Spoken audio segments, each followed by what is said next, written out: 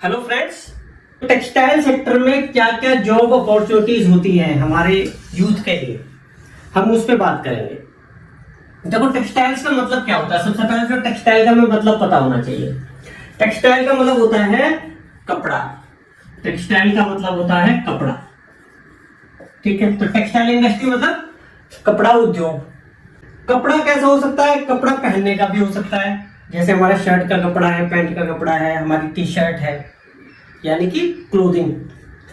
तो textiles clothing से related हो सकती है, होम फर्निशिंग से रिलेटेड हो सकती है, जैसे कि पर्दे हैं, बेडशीट है, घर में रग्स हैं, वो सारा टेक्सटाइल इंडस्ट्री में आएगा, ठीक है। इसके अलावा एक्सेसरीज हो सकते हैं, जैसे कि थैले हैं, बैग्स, वो हो सकता है, बेल्ट है ना। यानी कि कपड़े से रिलेटेड जितनी भी चीजें बनती हैं वो टेक्सटाइल्स में आती हैं।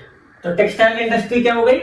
जो इंडस्ट्री कपड़े से रिलेटेड है ना, जो हमारी क्लोथिंग से रिलेटेड, होम फर्निशिंग से रिलेटेड, हमारी एक्सेसरीज से रिलेटेड जो भी इंडस्ट्रीज हैं, ये सारी टेक्सटाइल इंडस्ट्री के अंदर आती है।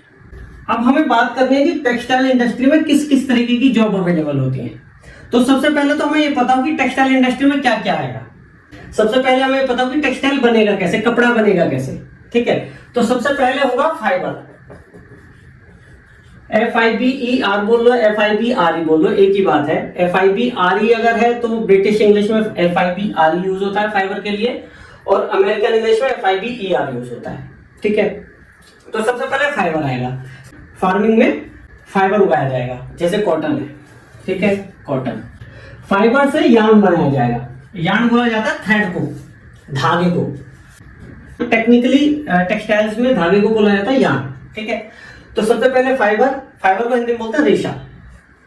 तो फाइबर से यार्न से बनेगा फैब्रिक। फैब्रिक यानी कि क्लोथ, कपड़ा। टेक्सटाइल्स में फैब्रिक को, क्लोथ को बोलते हैं फैब्रिक, कपड़ा, ठीक है। अच्छा, अब फैब्रिक पे क्या होगा? फैब्रिक पे डाइंग होगी, यानी कि डाइंग मतलब कलरिंग, ठीक है, उसे रंगा जाएगा। डाइंग के बाद प्रिंटिंग हो सकती है, अगर जरूरत है तो प्रिंटिंग होगी, ठीक है। कपड़े को प्रिंट कर दिया। अब प्रिंट के बाद गारमेंट बनेगा।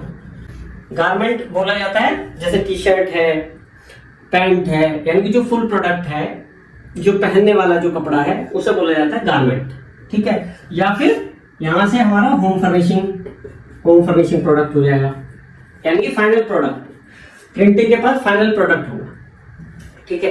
तो हमारा क्या क्या हो गया? फाइबर से यार्न से फैब्रिक फिर उसमें डाइंग होगी, डाइंग से प्रिंटिंग होगी, और प्रिंटिंग के बाद वो कपड़ा बनेगा, फाइनल गारमेंट बनेगा। अब इसमें और भी कई सारे स्टेप्स हैं, मोटे ये वाले स्टेप्स हैं। तो इसका मतलब क्या हो गया? अगर हम टेक्सटाइल इंडस्ट्री की बात करें तो एक फाइबर इंडस्ट्री होगी, जैसे फॉर एग्जांपल कॉटन है, ठीक है। तो कॉटन की वहां पे क्लीनिंग हो रही होगी। कॉटन क्लीनिंग को बोला जाता है जिनिंग। तो जिनिंग फैक्ट्री होगी, वहां पे कॉटन क्लीन किया जा रहा होगा। तो फाइबर से रिलेटेड इंडस्ट्री हो गई। अच्छा, अगर नेचुरल फाइबर है तो उसकी क्लीनिंग की जरूरत होती है, तो वहां तो होगी जिनिंग। लेकिन अगर सिंथेटिक फाइबर है, जैसे पॉलिएस्टर है, नायलॉन है, तो वहां पे क्लीनिंग की जरूरत नहीं होती। सिंथेटिक फाइबर की इंडस्ट्री वो एक अलग इंडस्ट्री है, ठीक है। तो फाइबर की इंडस्ट्री हो गई। फिर यार्न की इंडस्ट्री हो गई। फाइबर से जहां यार्न बनेगा उसे बोला जाएगा यार्न मिल। उसे हम, वो जो फैक्ट्री है उसे मिल बोल देते हैं या यार्न फैक्ट्री बोल देते हैं, ठीक है। तो यार्न इंडस्ट्री हो गई। यार्न के बाद यार्न से फैब्रिक बनेगा तो फैब्रिक इंडस्ट्री हो गई।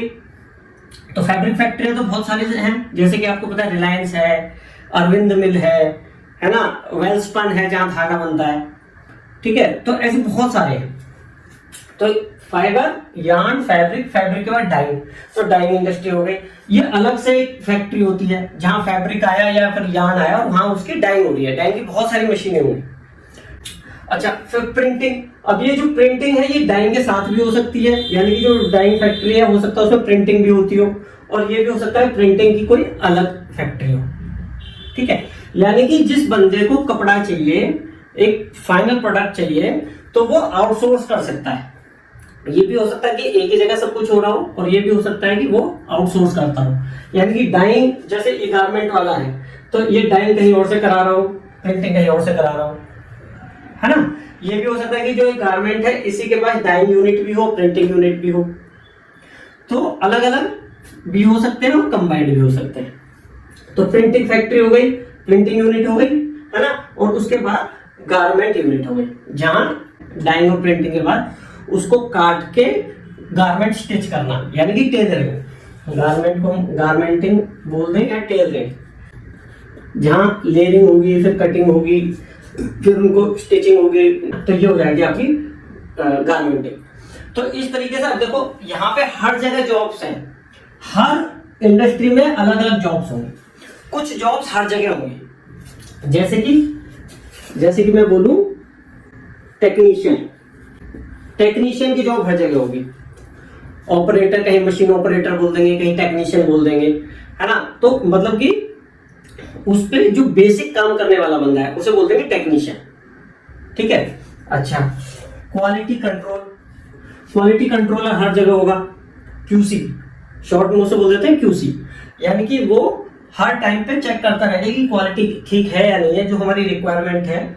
फॉर एग्जांपल यार्न है, ठीक है, तो यार्न की थिकनेस जो है, काउंट बोल देते हैं उसे, तो जो यार्न का काउंट है वो ठीक आ रहा है नहीं आ रहा, है ना। या फिर डाइंग है, तो वो जो कलर है वो एप्रोप्रिएट आ रहा है नहीं आ रहा, तो वो कंट्रोल, अगर नहीं आ रहा होगा वो चेक करेगा, और नहीं आ रहा होगा तो मशीन के पैरामीटर्स, रेसिपी के पैरामीटर्स, रेसिपी उसी हिसाब से चेंज करता रहेगा, तो उसे बोलते हैं क्वालिटी कंट्रोलर।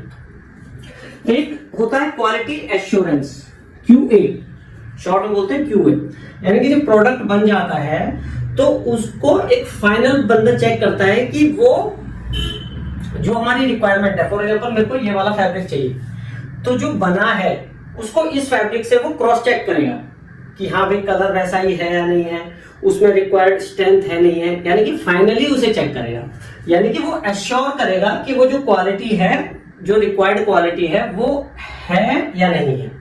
तो ये वाली जॉब हमेशा अवेलेबल होगी। तो कोई भी फैक्ट्री होगी, कोई भी इंडस्ट्री होगी, वहां पे टेक्नीशियन जरूर होगा, क्वालिटी कंट्रोलर जरूर होगा, क्वालिटी एश्योरेंस जरूर होगा, एक बंदा सेल्स का जरूर होगा। भाई आप कुछ चीज भी बनाओगे या सर्विस दोगे तो सेल्स तो करोगे ही ना, तो सेल्स जरूर होगा, ठीक है। एक कस्टमर केयर वाला जरूर होगा, ठीक है। एक तो मैं कह रहा हूं बहुत सारे होंगे, इनफैक्ट फैक्ट्री जितनी बड़ी होती जाएगी, QA, कस्टमर केयर, सेल्स के बंदे उतने ज्यादा होते जाएंगे। अगर टेक्सटाइल्स की किसी बंदे को नॉलेज है और उसका कम्युनिकेशन भी अच्छा है, तो वही बंदा सेल्स में भी जा सकता है, कस्टमर केयर में भी जा सकता है। और जो सेल्स वाले बंदे हैं, कस्टमर केयर वाले बंदे हैं, उन्हें तो टेक्सटाइल्स की नॉलेज होनी चाहिए अगर वो इस इंडस्ट्री में है, क्योंकि कस्टमर पता नहीं क्या पूछ ले, तो उसे टेक्निकली भी नॉलेज होती है, होनी ही चाहिए, ठीक है। तो हमारे ये क्या क्या जॉब्स हो गए। तो अगर मैं टेक्सटाइल जर्नी की बात करूं तो ये तो हमारा था टेक्सटाइल जर्नी, फाइबर से यहाँ से फैब्रिक, डाइंग, प्रिंटिंग, गारमेंटिंग, ठीक है। जॉब्स और भी बहुत सारे होते हैं, ये मेन जॉब्स है, ठीक है। हम बात करें कि अगर इसमें टेक्सटाइल्स में जॉब कितनी है, जो लोग कह रहे हैं कि भाई जॉब ही अवेलेबल नहीं है भारत में, तो वो गलत कह रहे हैं। इतनी जॉब्स हैं। प्रॉब्लम क्या है कि जब हम किसी बंदे को ढूंढने जाते हैं, कोई वैकेंसी क्रिएट हुई, तो एप्रोप्रिएट बंदे नहीं मिलते, यानी कि उन्हें बिल्कुल भी नॉलेज नहीं होती। तो हमें क्या करना पड़ता है कि हमें ना बिल्कुल ऐसा बंदा लेना पड़ता है बिल्कुल फ्रेश है, और फिर हमें उसे सिखाना पड़ता है। यहीं पे अगर बंदे को अगर बेसिक नॉलेज भी है ना, तो वो बंदा आराम से सेलेक्ट हो जाता है। अगर मैं बात करूं जॉब्स की, तो टेक्सटाइल सेक्टर में लगभग 4 से 5 करोड़ जॉब अवेलेबल है। 4 से 5 करोड़ लोग जो टेक्सटाइल्स में काम करते हैं, जिनमें से 3 से 4 करोड़ लोग डायरेक्टली टेक्सटाइल सेक्टर में इन इंडस्ट्रीज में काम कर रहे हैं। 1-1.5 करोड़ लोग जो है हेल्पिंग इंडस्ट्री में काम कर रहे होते हैं। जैसे कि मैं बात करूं, जैसे फार्मिंग में लोग हो सकते हैं, लॉजिस्टिक्स में होते हैं, पैकेजिंग में होते हैं, या फिर जो टेक्सटाइल से रिलेटेड जो एक्सेसरीज है, जैसे बटन्स हैं, ठीक है, बटन इंडस्ट्री में है, पैंट में जिपर होगा, हुक्स होंगे, तो इस इंडस्ट्री में होंगे। यानी कि उसकी जो हेल्पिंग इंडस्ट्री है, 1 से 1.5 करोड़ लोग वहां पे काम कर रहे होंगे। अच्छा, अब अगर ये तो हो गए ये वाले स्टेप्स, इसमें एक स्टेप मिसिंग है। वो स्टेप क्या है? वो स्टेप यहाँ पे भी हो सकता है, यहाँ पे भी हो सकता है, फाइनल स्टेज पे, और बीच में भी कहीं पे हो सकता है। वो है टेक्सटाइल टेस्टिंग। ये अपने आप में एक इंडस्ट्री है। देखो, ये जितनी भी इंडस्ट्री है उसमें टेस्टिंग होती ही होती है।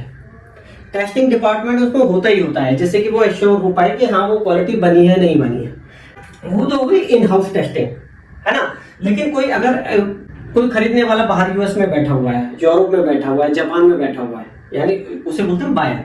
तो बायर अगर यहाँ पे हमारे इंडिया से खरीदेगा किसी मिल से, किसी इंडस्ट्री से, तो वो उसकी इन हाउस टेस्टिंग को नहीं मानेगा। वो क्या बोलेगा, भाई थर्ड पार्टी से चेक करवाओ। तो उसे बोलते हैं थर्ड पार्टी लैब, यानी कि ना तो वो बायर की तरफ है ना वो सेलर की तरफ है, वो थर्ड पार्टी है।